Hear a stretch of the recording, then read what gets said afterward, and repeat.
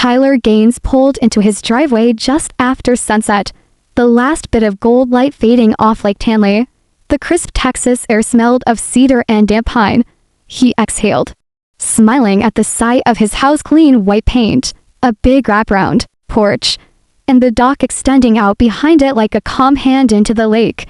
He had just spent 4 days in Denver, attending his brother's wedding. It was his first real break in months.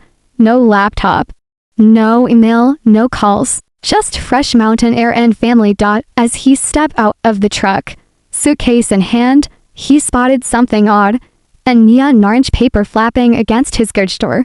He peeled it off and read, "Notice of violation, United mooring a fine, $500 due. In 7 days." Tyler stared at it in disbelief. Unauthorized mooring. His boat hadn't been moved. It was docked in his own slip, the one clearly listed in his deed. He walked down to the dock to double-check. The sea ray sat exactly where he'd left it, tied with new nylon ropes, bumpers out, engine off. It was as if time had stopped in his absence. Back inside, Tyler placed the fine notice on the counter, grabbed a beer, and opened his HOA documents from the kitchen drawer. He'd only lived in Lakewood Shores for 2 years, but he was meticulous. The rules about boat docking were clear. Slips designated on private property deeds were exempt from 48-hour communal limits. Karen Wilmore, the HOA president, had always rubbed him the wrong way. She had the clipped tone of someone who believed every word she said carried the weight of law. The neighborhood knew her reputation. Nitpick fines, excessive rule citations, and sudden changes to policy without proper voting procedures. Still, Tyler tried to keep the peace. He attended the annual meetings, paid his dues on time, even volunteered during the last shoreline cleanup. The next morning, he headed to the HOA office to clear up the mistake. It was a small brick building across from the community center, with a faded American flag and a handwritten masks optional sign taped to the door. Inside, Karen sat at her desk behind a pane of glass. Her blonde bob was perfectly even. A floral blouse buttoned all the way to her throat. She didn't look up from her monitor. "I'm here about this," Tyler said, holding the orange violation up against the glass. Karen finally glanced over. "Mr. Gaines, yes, you were cited for exceeding the mooring limit. That's for communal slips." He replied, "Mine is deeded private, page 14 of the HOA covenants." Karen slid a binder across the counter, flipping to a different page. "Section 3B, she said. "It says no vessel may be docked and attended in excess of 48 hours. That includes private slips if the homeowner is away." "That's not how it's written," she smiled. "That's how we interpret it now. We voted on it in committee last month." Tyler's eyes narrowed. "I never got any notice of a vote. It was internal. We're allowed to make clarifications between official meetings." He paused, keeping his tone even. "And where's the proof my boat was there for more than 48 hours? Karen blinked. "We received a tip. A neighbor reported it." "Which neighbor?" "I'm not at liberty to say," he sighed. "I'm appealing this." "You may do so," she said, already turning back to her monitor. "But until then, the fine stands. Failure to pay within 7 days may result in further action." Tyler walked out without another word. But in his chest, something had changed. It wasn't just the fine. It was the way she said it, calm, mechanical, like he didn't matter. That night, he stood on his back porch, looking over the moonlit lake. His boat rocked gently in the dock, quiet and harmless. And yet, somehow, it had become a simpler target. He cracked open his laptop and began writing the appeal. He included the relevant sections from the covenants, screenshots of the deed, and even time-stamped photos from the day he left. As he attached the files, he paused, then added one final note. "I respectfully request a full copy of the committee vote you referenced and any HOA internal interpretations that led to this fine." He hit send. Tyler thought it was a simple mistake, a crosswire, a policy error. But what he didn't know was that this fine was just the first move in a very personal game. The following Monday, Tyler checked his email, no response, not even a confirmation. He waited another 48 hours before walking back to the HOA office with a printed copy of his appeal in hand. Karen wasn't there. A part-time receptionist named Dana, barely older than 21, sat nervously at the front desk. "Hi. I'm here to drop off an appeal regarding a fine I was given last week," Tyler said, offering a calm smile. Dana hesitated. You can just leave it in the inbox tray. Karen processes everything. I've already emailed it twice," Tyler said, setting the packet down. "Just make sure this gets directly to her, please." She nodded, visibly uncomfortable. "Of course, I will." But 2 more days passed. Nothing. On Thursday morning, Tyler got a new envelope in the mail. This one was read. "Second notice. Fine increased to $750 additional penalty. Failure to comply payment due immediately to avoid legal escalation." Tyler felt his blood pressure rise. Not only had they ignored his appeal, they'd raised the fine, adding a made-up processing delay fee. He wasn't a lawyer, but he knew this didn't follow HOA policy.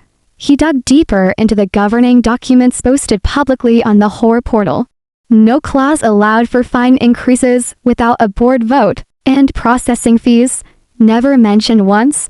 That night, Tyler posted on the neighborhood's private app Lakewood Loop. He wrote, "Has anyone else received sudden HOA fines lately, especially about boats, driveways, or landscaping? Trying to determine if I'm the only one." In under an hour, his post had over 20 comments. By morning, it had 63. A woman named Leslie replied, "Yes. We got a $300 fine last month for excess mailbox decoration during the holidays. It was a tiny wreath." A man named Jamal added, "They said my car was parked askew on my own driveway while I was out of town. $250. No warning." Tyler's eyes narrowed. Something was definitely off. That afternoon, a strange manila envelope appeared at his door. No return address, just his name, handwritten in all caps. Inside was a folded HOA newsletter from last year. He recognized the masthead, Lakewood Shares Quarterly. But what caught his eye was the section titled Proposed Amendments, January 2024. One paragraph read, "Proposal to redefine dock use limits for private slips has been rejected by board vote. No change to existing mooring rules." It was signed by Karen Wilmore. So now, not only was Karen enforcing a policy that hadn't passed, she was pretending it had. Tyler scanned the document and uploaded it to the group chat in Lakewood Loop, with the caption, "Remember that fine I got for leaving my boat docked? Here's proof the rule never changed." Karen signed this herself. The post exploded. People started digging through their old newsletters, pulling receipts, and cross-checking violations. Someone posted, "We were fined for fence height changes that were approved last spring. Have the emails to prove it." Another neighbor commented, "This feels like a pattern of targeted enforcement. Who's actually on the board besides Karen?" Tyler created a Google Drive folder and uploaded every file he had: deed, fine notices, the scanned newsletter, his appeal letter, and HOA documents. He titled the folder Lakewood HOA Transparency Archive. The next day, Tyler got a phone call from a blocked number. He let it ring. Voicemail played moments later. "Mr. Gaines, this is Karen Wilmore. I've seen your posts and suggest you tread lightly. Misinformation can result in legal consequences. This is your only warning." He replayed it twice, the icy tone, the fake legal threat. Then he uploaded the voicemail to the archive. No commentary, just facts. And that's when it really started. His inbox filled with direct messages, neighbors he'd never spoken to, sharing quietly worded thank yous. Some shared stories, some shared documents. One sent a spreadsheet of every fine in the past 18 months. Tyler began noticing familiar addresses. Many of the highest fines came from just 10 properties, all of whom had questioned Karen publicly. At some point, patterns were emerging. What started as a quiet dispute over a docked boat had cracked open something much bigger. Karen wasn't just enforcing rules, she was using them as a weapon. And now the paper trail was starting to smoke. The next HOA meeting was scheduled for Tuesday evening, 6 p.m., at the community clubhouse. Tyler showed up early, armed with a manila folder full of printouts and a firm grip on his temper. He wasn't alone. The clubhouse was usually half empty during meetings, mostly retirees and the occasional bored couple. But that night, nearly every chair was taken. Folding chairs lined the back wall. Someone even brought popcorn.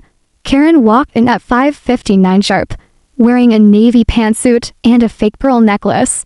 Clutching her leather binder like it was a court order, she looked around at the crowd and blinked hard, clearly not expecting the turnout. "We'll begin with roll call," she said into the mic, voice tight. The formalities dragged on for 20 minutes: budget updates, landscaping reports, and a 5-minute rant about dog waste. Tyler stayed patient, listening, watching. Finally, during the open concerns portion, he stood. "Tyler Gaines, for 112 Lakeview Drive," he said into the microphone. "I'd like to revisit the $750 fine I received regarding the mooring violation at my private slip." Karen didn't look up. "Mr. Gaines, that issue is pending review. I submitted 3 appeals." Tyler replied, "Or ignored. I've since found documentation proving the rule in question was rejected over a year ago. It's in last January's HOA newsletter. Signed by you." Karen's jaw clenched. "As I said, pending review. This is not the forum for personal complaints." A low murmur passed through the room. Someone in the back whispered, "Let him speak." Tyler pulled a copy of the newsletter from his folder and held it up. "This is a community concern," he continued, "because it's not just me. Dozens of homeowners have received similar fines with no basis in the covenants. And when we try to appeal, our requests vanish." Karen reached forward and shut off his microphone. "This meeting is not a platform for disruption," she said coldly. "Anyone who continues to derail the agenda will be asked to leave." Tyler didn't move, but the room did. A man in the back, Jamal, stood up.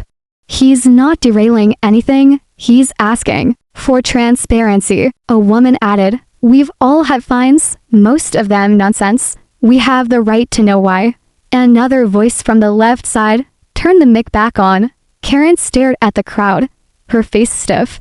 "This is a violation of decorum." Someone laughed quietly. "So are your fines." Tyler walked to the back of the room and handed out copies of his documents: his deed, the newsletter, the email trail, and Karen's voicemail transcript.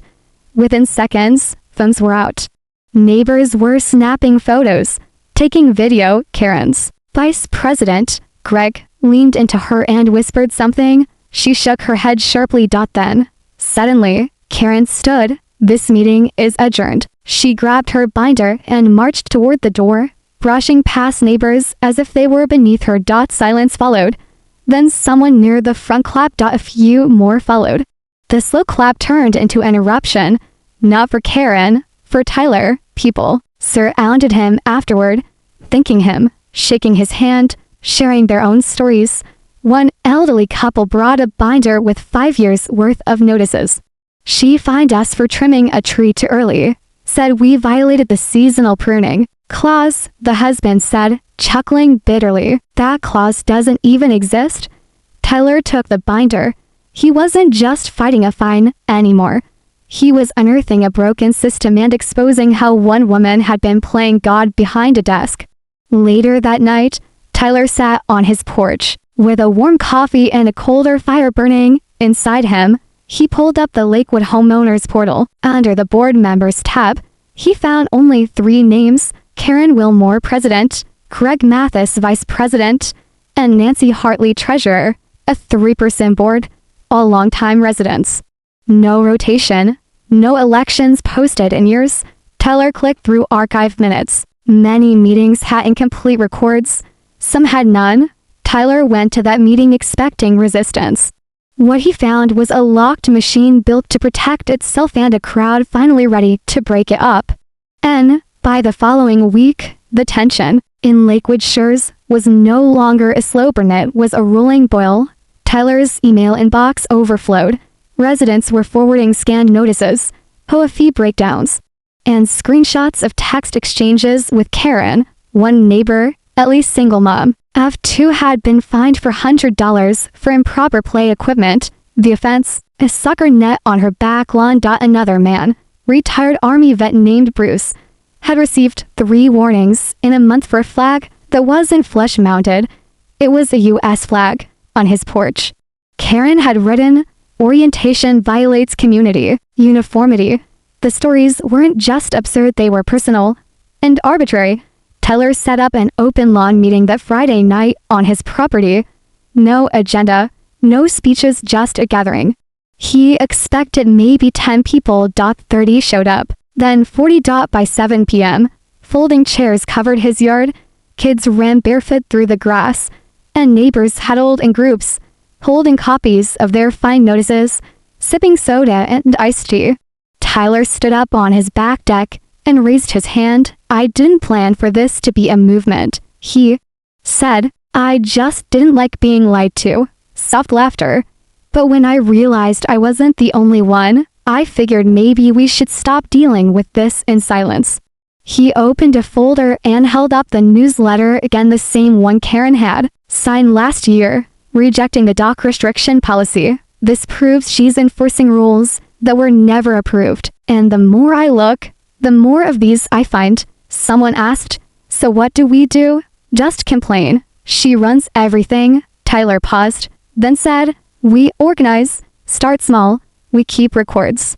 We attend every meeting, we don't let silence work in her favor." By the end of the night, a dozen neighbors had volunteered to help. One offered to monitor horror emails, another had a background in accounting. One guy brought up the bylaws and said, "We've got enough votes to force a special election if we can prove mismanagement." Tyler created a private Facebook group called Lakewood Homeowners United. Within 48 hours, over 100 members had joined. Inside the group, residents shared receipts, voting records, video clips from the last HOA meeting, and even drone photos of Karen's backyard, which ironically had a non-compliant shed she'd fined others for having. Then came Karen's next move. On Monday, without warning, she issued a newsletter update on the HOA site. Immediate enforcement, revised dock rules now in effect. The rules stated that all boats must be removed within 24 hours of owner absence, even indeeded slips, no exceptions. The update was backdated by 2 weeks. Tyler saved a PDF and posted it immediately to the Facebook group. Leslie responded in all caps, "She's falsifying dates now." Another neighbor chimed in, "That's legal fraud. If we prove backdating, she's in serious trouble." Tyler knew it was time to go deeper. He began reviewing the HOA's financials, posted publicly budget reports, contractor payouts, maintenance logs. It wasn't easy. Most records were PDFs with vague line items like grounds upkeep, $12,400, and community maintenance, $9,800. One line item stood out. Wilmore Landscaping Services, $12. $00/month. He Googled it. The business was registered under the name Eric Wilmore, Karen's brother. He kept digging. The company had no website, no online reviews, no public records of employees. At the next HOA meeting, Tyler brought it up. "Can the board explain their $12,000 a month go into a landscaping company owned by the HOA president's brother?" Karen snapped her binder shut. "That's private contracting business and doesn't concern homeowners." Another resident shouted, "It's our money." Karen, people stood, voices raised. One woman yelled, "Where's the vote on that contract?" Karen pounded her gavel, "Order, order." But she couldn't control it. The meeting spiraled. A man in the second row shouted, "You find my disabled wife for a ramp. And you're giving your family $12,000 a month?" Karen stood, red-faced, and walked out. She wanted to control the lake, the lawns, the silence. But Karen forgot something: paper trails don't lie. And now the current was turning against her. Tyler stayed up until nearly 2 a.m. that night. He was sitting in his garage with a whiteboard, 3 folders spread out on a folding table, and his laptop propped on an old paint can. Pages of HOA budgets were laid out in front of him, some printed from the official HOA site, others quietly handed to him by neighbors who had saved older versions over the years. The more he compared, the more things didn't add up. In 2021, the annual landscaping budget was $38,000. By 2024, it had ballooned to $144,000. No explanation, no vote, just a sudden leap. More suspicious. Every contract in the past year's landscaping, repairs, community maintenance seemed to be connected to someone Karen knew.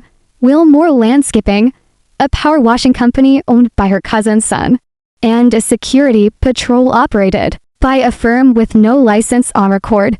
He scribbled a note on the board, $100,000 plus unaccounted. Multiple vendors, all tied to Karen. The next day, he drove to the county clerk's office and requested the HOA's business filings. The HOA was listed as a nonprofit, but Karen had filed a modification last year that changed several clauses regarding budget oversight. It gave the board complete discretion over vendor contracts without homeowner vote. In the board, 3 people, all handpicked, no public elections in the last 4 years. Teller walked out of the clerk's office with a bitter taste in his mouth. Back at home, his phone buzzed with a new message in the Facebook group. Nancy HOA treasurer, Tyler, I think we should talk. But not here. Can we meet? Nancy had been a silent presence at every meeting, quiet, polite, always seated at Karen's right. Tyler had barely heard her speak 3 words. But she handled the books, and if she wanted to talk now, it meant something had snapped. They met at the edge of the lake near the old canoe rack where kids used to fish. Nancy looked tired. Not just physically, like she'd been carrying a weight for too long. I can't do this anymore, she said without preamble. It started small, then it got worse. Tyler stayed quiet. He let her talk.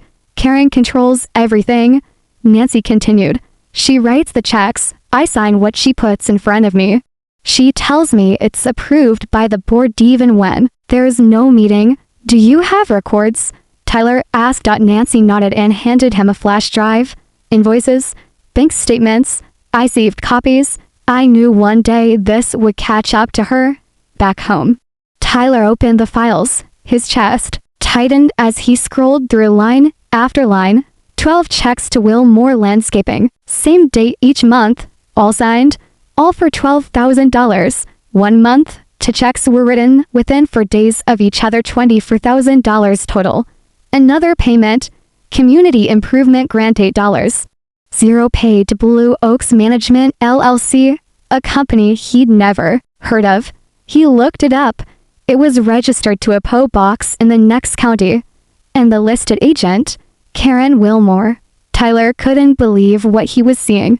This wasn't just about rules or pettiness anymore. This was embezzlement, fraud, and the worst part, she'd been doing it in plain sight, counting on homeowners to be too distracted or afraid to dig. The next day, Teller met with Jamie, a neighbor who also happened to be an attorney. He laid out everything: emails, invoices, Nancy's flash drive, and a timeline. Jamie whistleblower. This is enough for a civil suit, possibly criminal, at the very least, a forced board removal. That night, Tyler wrote a letter to the HOA membership. He didn't post it online. He printed 200 copies, sealed them, and walked door to door under the cover of dusk. He didn't just outline what Karen had done. He included photos, screenshots, transaction records. And he ended the letter with a single, bolded line. Our dues built this neighborhood. We have the right to know where every dollar went. By morning, the neighborhood was buzzing. People stood in driveways reading the letter, sharing copies, calling friends. Karen sent out a sudden email blast at noon. There has been a security breach of HOA records. All financial data has been temporarily suspended for internal review. We appreciate your understanding. But it was too late. Tyler had already exposed the blind spot. Karen thought no one was watching, that the silence of neighbors meant permission. But Tyler had turned on the lights, and now every number had a name, and every name was ready to speak. By Thursday morning, it was war. Not in the Hollywood sense, but the kind of suburban war that simmers behind blinds and mailbox flags. Every driveway in Lakewood Shores had a copy of Tyler's letter. Many had sticky notes on them, scrawled messages like "finally" or "it's about time." Karen went silent. No statements, no meetings, no email blasts until Friday morning, when a surprise announcement went out. Emergency HOA board meeting tonight at 7 p.m. Attendance limited to current board and authorized legal counsel. No residents admitted. Tyler stood on his porch holding the notice in one hand and a mug of black coffee in the other. "Yeah, good luck with that," he muttered. He knew the bylaws. Emergency sessions could be held for sensitive legal discussions, but not to make major decisions, and not without a follow-up public summary. Karen was trying to lock the gates before the crowd arrived. That night, Tyler didn't even try to get in the building. He set up to folding tables outside the whole office, right in the middle of the lawn, and laid out documents, financial records, Nancy's leaked bank statements, timelines, highlighted invoices, and copies of the budget that showed the explosive increase in contractor expenses. At first, it was just a few people, then a few more. By 7:10 p.m., over 60 residents were gathered outside the building with lawn chairs, thermoses, and phones ready to record. Tyler stood up and addressed the crowd without a mic. "This isn't about anger," he said. "It's about accountability. We pay these dues. We deserve to know where they're going." Applause broke out. Someone shouted, "This is the real meeting," inside the building. Karen peeked through the blinds. She was flanked by Greg and Nancy, though Nancy didn't look at her once. A younger neighbor named James livestreamed the crowd on Facebook. His caption read, "HOA president locks out residents. We're not leaving." It spread like wildfire. Local media picked it up by morning. A small-time news blog ran the headline, "Lakewood HOA faces revolt over secret spending, alleged self-dealing." Karen was furious. The next morning, Tyler received a cease and desist email from a law firm, Wallace and Meeks PLLC. The HOAS retained attorneys. The message accused him of defamation, unauthorized distribution of financial records, and incitement of harassment. Tyler forwarded it straight to Jamie, the neighborhood attorney. Jamie laughed. "This letter has no teeth. It's bluff and bluster. You've shared facts, all backed by documentation. If they want to escalate, we counter with a discovery request. That means they'd have to open every record to us anyway." Later that afternoon, Tyler posted a new letter to the Lakewood Homeowners United Facebook group. "We've reviewed the legal threats and we're not backing down. I've consulted with legal counsel. We are within our rights as homeowners to demand transparency. Therefore, we are officially petitioning for a special board election under Section 6.2 of the HOA bylaws. We need 25% of homeowners to sign. Let's hit 50. The signatures started pouring in. Tyler stood on porches with a clipboard. Retired neighbors took the petition from door to door. Even longtime residents who'd stayed neutral came forward. By Sunday evening, he had 78 signatures, over half the community. The petition was submitted Monday morning by certified mail and hand delivery by law. The HOA had 14 days to respond. If they didn't, Tyler and the homeowners could proceed with a member-initiated vote. Karen didn't show her face all week. But then on Friday a new email went out. HOA President Karen Wilmore will make a public statement at next week's meeting. All residents encouraged to attend. Tyler raised an eyebrow. He smelled panic. Karen thought she could silence one man, but now the entire neighborhood was echoing his voice. And while she played games in the dark, Tyler played out in the open with rules she could no longer twist. The evening of the big meeting arrived with a buzz in the air. Part protest, part spectacle. Cars lined the streets. Folding chairs filled the community center's front lawn again. Residents stood in clusters, clutching coffee cups and clipboards. A few brought popcorn, treating it like a neighborhood show. At 6:58 p.m., Karen finally arrived. She wore a crisp black blazer and dark sunglasses, even though the sun was setting. Greg trailed behind her with a thick folder, his tie crooked, his face pale. Karen moved like a politician under pressure, forced smile, head held high, avoiding eye contact. Inside, the meeting room was packed wall to wall. The moment Karen stepped to the front, the murmurs stopped. She cleared her throat. "I know many of you have concerns," she began, voice unusually quiet. "The board takes these allegations seriously. We are conducting an internal review. Until then, I ask for patience." Someone stood up. "You don't get to ask for patience after you called in lawyers to threaten us." Applause. Karen's jaw clenched. "Certain individuals have spread misinformation, leaked internal documents illegally. I might add and painted a distorted picture." That's when Nancy stood up from the back corner. Her voice was small but clear. "Karen, stop." Karen turned, stunned. The room hushed. Nancy took a slow breath. "Those documents weren't leaked. I gave them to Tyler." Gasps echoed around the room. Karen blinked. "You? What? I signed those checks." Nancy continued. "I kept records. But I wasn't going to lie anymore." Karen's hands trembled. "This is a closed board matter." "No." Nancy cut in. "This is a neighborhood matter." She stepped forward, holding a new envelope. "I didn't just save invoices. I have emails. Ones you sent. Ones where you directed me to backdate vendor contracts. Where you said, and I quote, 'Don't worry, they never read the budget.'" The envelope was handed directly to Jamie. The HOA's attorney turned resident ally. Tyler stood. "As well, these emails were never part of our original review," he said. "These are direct evidence of financial misconduct." Karen looked ready to collapse. "This is an ambush, no?" Nancy said quietly, "This is accountability." The room erupted. Someone shouted, "Resign now." Another, "We want a full audit." Jamie held up a hand. "Everyone, calm. These new documents will be submitted to the HOA's Legal Review Committee and if needed the authorities. But one thing is clear. The board has lost the trust of its community." Karen turned to Greg. "Say something." Greg just shook his head. "You told me it was all approved." "I didn't know." "Karen, I believed you." Karen backed away from the table, eyes wide. "This is a mistake. I built this community. I kept it in order. You think you can run it better? You have no idea how much work I've done." She looked around, desperate, but the room had turned cold. She was alone. Then, almost on cue, the doors opened again. Two sheriff's deputies stepped into the back of the room. No sirens, no shouting, just presence. Teller hadn't called them.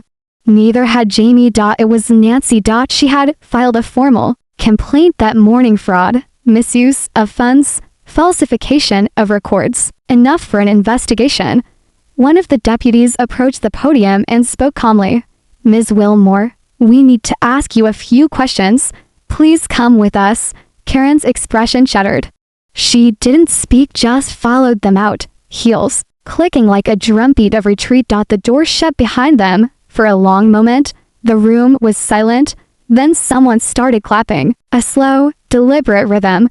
Others joined. Applause swelled, not in celebration, but in relief. It wasn't over. But the silence was broken. The twist didn't come in a courtroom or with a grand speech.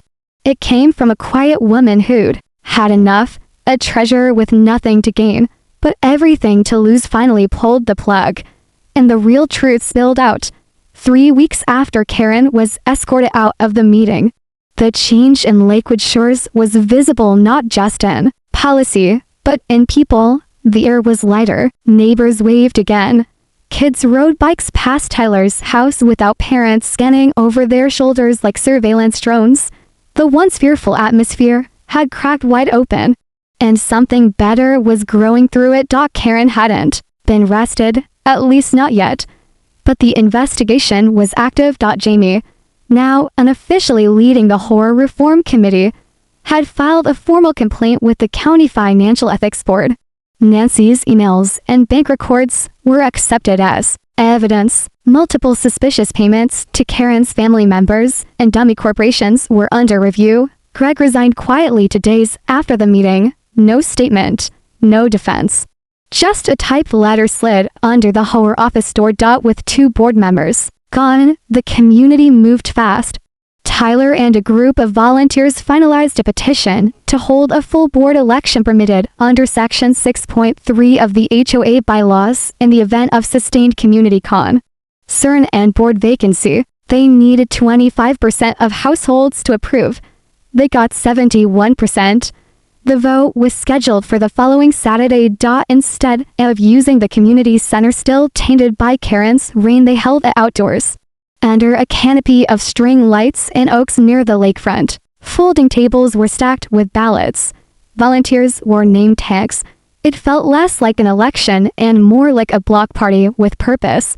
Tyler didn't run. He didn't want the power.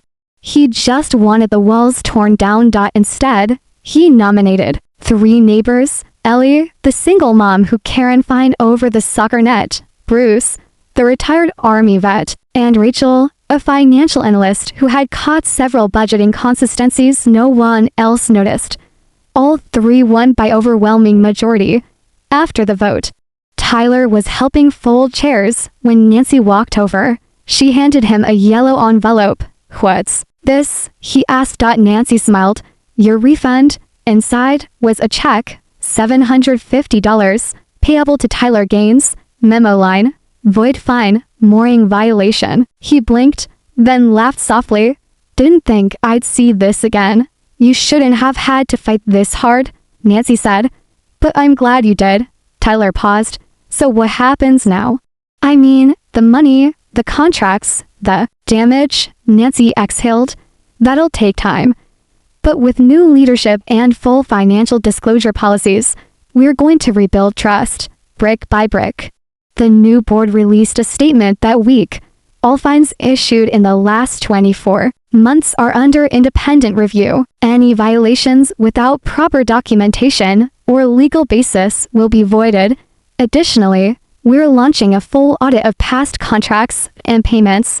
Going forward, all major budget decisions will require a community vote. It was the kind of transparency Lakewood Shores hadn't seen in years. Tyler stepped away from the spotlight after that. He deleted the Facebook group, knowing it had served its purpose. He went back to mowing his lawn, fixing his porch steps, and taking his boat out on the weekends. No fines, no threats. Just calm water. One Saturday morning, Tyler took the Sea Ray out just after sunrise. The lake was still, the light golden, fog lifting like a breath. As he pulled out of the dock, he saw Rachel from the new board standing at the edge of the community beach, clipboard in hand, already checking tree maintenance schedules and speaking with neighbors. Things weren't perfect, but they were better and real. What began as a single fine hadn't spoiled into something much deeper, a system built on silence, cracked open by patience, documents, and one man who didn't just pay and walk away. Tyler didn't burn the house down. He held up a mirror and let the neighborhood see itself. And sometimes, that's all it takes to bring the truth to the surface and finally breathe again.